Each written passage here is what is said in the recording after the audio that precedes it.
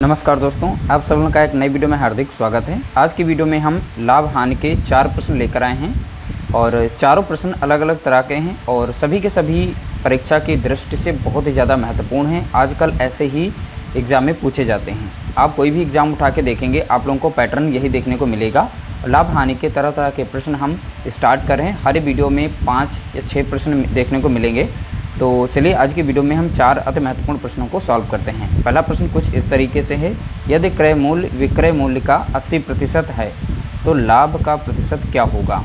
देखिए यहाँ पर इसमें स्टेटमेंट जो दिया गया है उसे ध्यानपूर्वक पढ़ना है और अच्छे से इसमें हमें सॉल्व करना है। अब कैसे समझेंगे, देखिए यदि क्रय मूल्य विक्रय मूल्य का 80% है तो क्रय मूल्य को हम CP से रिप्रेजेंट करेंगे। ठीक है, CP बराबर किसके बता रहा है, विक्रय मूल्य का 80%, यानी SP यानी सेलिंग प्राइस का 80%। ठीक है, ये बताया गया। हमने इस तरीके से लिख लिया इसे। इस क्वेश्चन को ध्यानपूर्वक पढ़िएगा, उसके बाद इस तरीके से इसका पैटर्न को समझ में आएगा। अब यहाँ पर जो 80% लिखा गया है इसको हम अगर फ्रैक्शन वैल्यू में निकालें तो ये यहाँ पर 0 से 0 कटेगा, 2 से कटेगा, 2 चौके 8, 2 पंचे 10। ठीक है, तो कुछ इस तरीके से फ्रैक्शन मिलेगा। अब हम इसकी जगह पे 4/5 रख सकते हैं। तो CP बराबर हो जाएगा SP इंटू 4/5। ठीक है, कुछ इस तरीके से। अब SP को इधर भेज देंगे तो CP अपॉन कितना हो जाएगा, SP बराबर 4/5।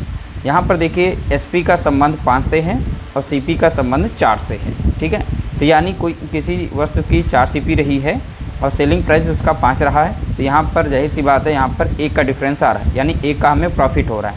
CP 4 है और SP 5 है तो 1 का प्रॉफिट हो रहा है। और यहाँ पर लाभ प्रतिशत ही बताना था, तो लाभ कितने का दिखा रहा है, 1 का। ठीक है, और CP नीचे कॉस्ट प्राइस रखा जाता है यानी 4 पर। ठीक है, और 100 से मल्टीप्लाई कर देंगे कुछ इस तरीके से। 4 से काटेंगे तो 4 दूनी 8, 4 पंचे 20, यानी आपका आंसर आ जाएगा 25%। ठीक है, तो इसका राइट आंसर हो जाएगा ऑप्शन ए। यहाँ पर ऑप्शन ए इसका राइट आंसर है 25%। बहुत ही सिंपल सा तरीका था। चलिए नेक्स्ट इसका सॉल्व करते हैं। यह दूसरा प्रश्न है।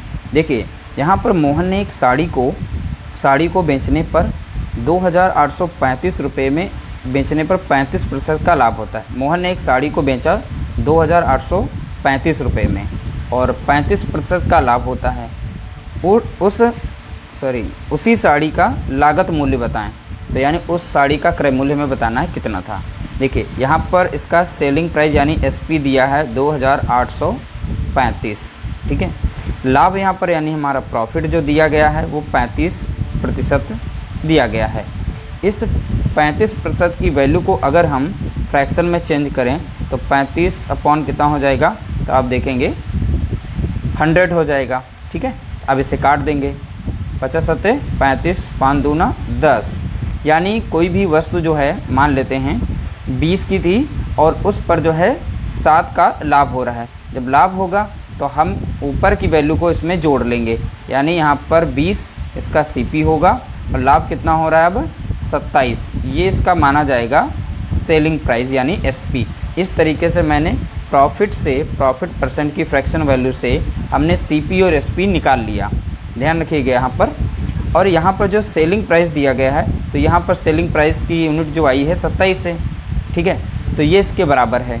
तो SP दिया गया है यहाँ पर 2835, तो यहाँ पर 27 यूनिट का मान दिया है 2835, तो 1 यूनिट का मान कितना हो जाएगा 2835 अपॉन 27।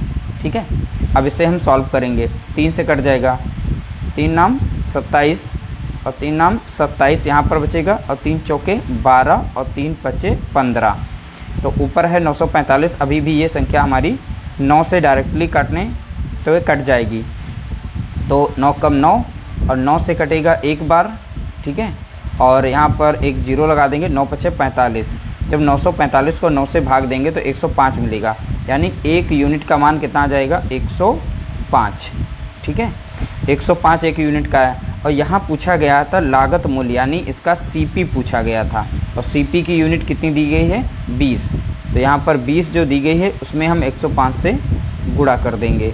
जब 105 से गुणा करोगे तो 2 पंचे 10 का 0 और 2 कम 2 सॉरी 1 यहाँ पर होगा और 2 कम 2, यानी यहाँ पर जब गुणा करेंगे 105 और 20 का तो मिल जाएगा आप लोगों को यहाँ पर 2010।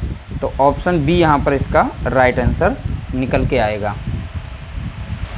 अगला प्रश्न कुछ इस तरीके से है, 15 संतरों का विक्रय मूल्य 18 संतरों के क्रय मूल्य के समान है। देखिए यहाँ पर 15 संतरों का विक्रय मूल्य मीन्स सीपी, सॉरी एसपी हो जाएगा, यहाँ पर सेलिंग प्राइस दिया गया, और 18 संतरों का क्रय मूल्य के समान है।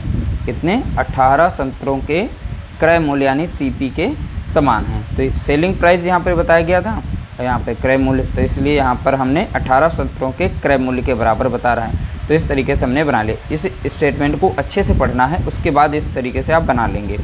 समान है, अनुमानित लाभ प्रतिशत कितना होगा? अब लाभ बताना। देखिए एसपी यहाँ पर है, सीपी यहाँ पर है, तो इनको एक साइड में कर लेंगे। तो एसपी अपॉन हो जाएगा सीपी, और इस साइड में 18 बचा था, और यहाँ पर जो 15 है इसके साथ गुणे में, तो इधर आ जाएगा भाग में। ठीक है, तो 15 नीचे हो जाएगा। अब यहाँ पर संबंध देखेंगे, सीपी 15 है और एसपी यहाँ पर 18 है, तो जाहिर सी बात है अगर 15 में कोई चीज़ खरीदी गई है और 18 में बेची गई है तो कितने का लाभ हुआ? 3 का लाभ हुआ, यानी प्रॉफिट कितना हो गया? 3 का। अब यहाँ पूछा गया था लाभ प्रतिशत, तो प्रॉफिट हमारा कितना है? तो आप बताएंगे 3 है। किस पर है? यानी सीपी पे निकाला जाता है, तो सीपी कितना दिखाया गया? 15, तो यहाँ पर 15 लिखेंगे, और प्रतिशत निकालना है इसलिए हम 100 से यहाँ पर गुणा करेंगे। 3 एकम 3, 3 पचे 15 और 5 एकम 5, 5 दूना 10 और 1 0। तो इस तरीके से हो जाएगा इसका 20 आंसर। ठीक है, तो 20% का यहाँ पर हो गया प्रॉफिट। अगला प्रश्न कुछ इस तरीके से दिया गया है, 30 वस्तुओं का क्रय मूल्य। इस क्वेश्चन को बहुत ही ध्यान से देखिएगा। देखिए 3 वस्तुओं का क्रय मूल्य x वस्तुओं के विक्रय मूल्य के समान है, यानी यहाँ पर 30 कोई वस्तु हैं, उनके क्रय मूल्य का यानी सीपी, ठीक है, बराबर है किसके? x वस्तुओं के विक्रय मूल्य। ये x वस्तुओं के विक्रय मूल्य यानी सेलिंग प्राइस के समान है। यदि लाभ प्रतिशत, अब देखिए यहाँ पर प्रॉफिट प्रतिशत दिया गया है कितना? 25 दिया गया है, 25% दिया गया है। ठीक है, तो x का मान बताएं। देखिए इसे 2 तरीके से सॉल्व करना है। जैसे ये प्रॉफिट प्रतिशत दिया गया है तो यहाँ से हम संबंध निकाल लेते हैं। 25% की वैल्यू, अगर ये प्रतिशत का साइन जब हटाएंगे तो 25 बटा आ जाएगा यहाँ पर 100। ठीक है, 25 से कम 25, 25 चौके 100। ध्यान रखिएगा जो 25% का लाभ हो रहा है, लाभ होने पर 100 पर ही जोड़ते हैं, तो ये माना जाएगा यहाँ पर कितना? अब इस सीपी में हम 1 जोड़ेंगे तो यानी 4 की कोई चीज़ खरीदी गई थी वो 5 में बेची गई, तो ये इसका सीपी माना जाएगा। और यहाँ पर 5 जो है इसका एसपी यानी सेलिंग प्राइस विद प्रॉफिट। तो ये यहाँ पर वैल्यू को थोड़ा सा ध्यान देना है। अब यहाँ पर ये जो हमने इक्वेशन बनाई थी इसको सॉल्व करना है यहाँ पर।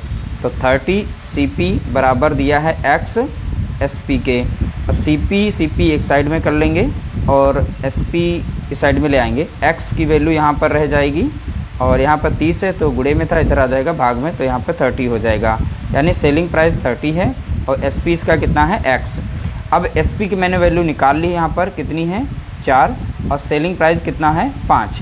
यहाँ पर वैल्यू पुट कर देंगे इसमें। ठीक है, तो यहाँ पर वैल्यू अगर रखें तो सीपी की जगह पे आ जाएगा 4 और एसपी की जगह पे आ जाएगा 5। तो देखा जाए यहाँ पर 4/5 बराबर हो जाएगा x अपॉन बटे 30।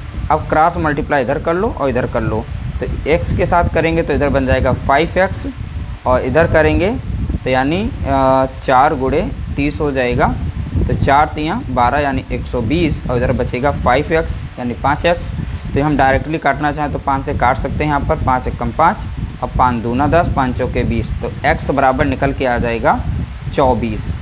ठीक है, तो ये छोटा सा प्रश्न था और बहुत ही सिंपल था, बस समझना था, इसलिए यहाँ पर स्टेप बाय स्टेप समझा रहे हैं, वरना बहुत ही आराम से आप इसे कर सकते हैं। उम्मीद करते हैं चारों प्रश्न आप लोगों को समझ में आए होंगे। वीडियो अच्छा लगा हो तो लाइक करिएगा, शेयर करिएगा।